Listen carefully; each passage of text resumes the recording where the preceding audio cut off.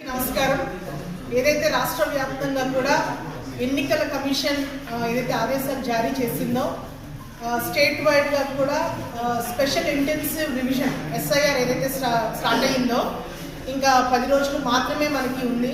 So ఈ special intensive రివిజన్లో భాగంగా గిరిజన ప్రాంతానికి సంబంధించి మేము ఐడెంటిఫై చేసినటువంటి కొన్ని రిమార్క్స్ అనేది మీడియా ద్వారా ప్రజలకి తెలియజేయాలి. తదుపరి అధికారులు కూడా దీని మీద దృష్టి సాధించి ఖచ్చితంగా అన్ని ప్రాంతాల్లో కూడా సక్రమంగా పర్ఫెక్ట్గా ఎస్ఐఆర్ అనేది ప్రాసెస్ అనేది జరగాలన్న ఉద్దేశంతోనే ఈరోజు పాత్రికేయ మిత్రుల మీద మేము మాట్లాడుతూ ఉన్నాం. సో ఈ ఎస్ఐఆర్లో భాగంగా ప్రతి గవర్నమెంట్ నుంచి ఎన్నికల కమిషన్ నుంచి నియమించబడినటువంటి బిఎల్ఓలు ఎవరైతే ఉన్నారో వాళ్ళు ప్రతి గ్రామానికి వాళ్ళ పరిధిలో పోలింగ్ స్టేషన్ పరిధిలో నియమించబడినటువంటి బిఎల్ఓస్ ప్రతి పొలిటికల్ పార్టీస్ నుంచి కూడా నియమించబడినటువంటి బిఎల్ఏ బూత్ లెవెల్ ఏజెంట్లు ఎవరైతే ఉన్నారో వారికి సమాచారం ఇచ్చి ఆ ప్రాంతాలని సందర్శించి ప్రతి ఒక్కరి దగ్గర కూడా సో 2002లో ఓటు వేసినటువంటి అభ్యర్థులు ఎవరైతే ఉన్నారో అదేవిధంగా 2025 ఓటర్ లిస్టులు ఎవరైతే ఉన్నారో వాళ్ళ ఎన్యూమినేషన్ ఫామ్స్ అనేవి మనకి ఎన్నికల కమిషన్ నుంచి రావడం జరిగింది. సో ప్రతి అభ్యర్థికి కూడా 2 ఎన్యూమినేషన్స్ ఫామ్ ఇవ్వడం జరుగుతుంది.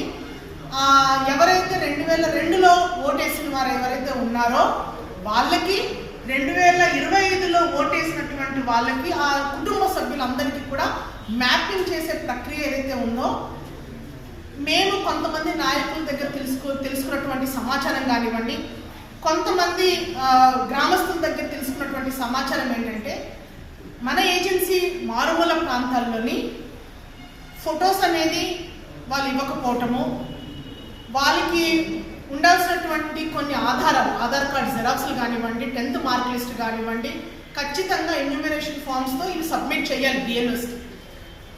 ఫొటోస్ సరైనటువంటి ఆధారాల యొక్క జెరాక్స్ లేకపోవడం వల్ల కొన్ని దగ్గర సరిగ్గా ఎస్ఐఆర్ ప్రక్రియ అనేది జరగట్లేదు.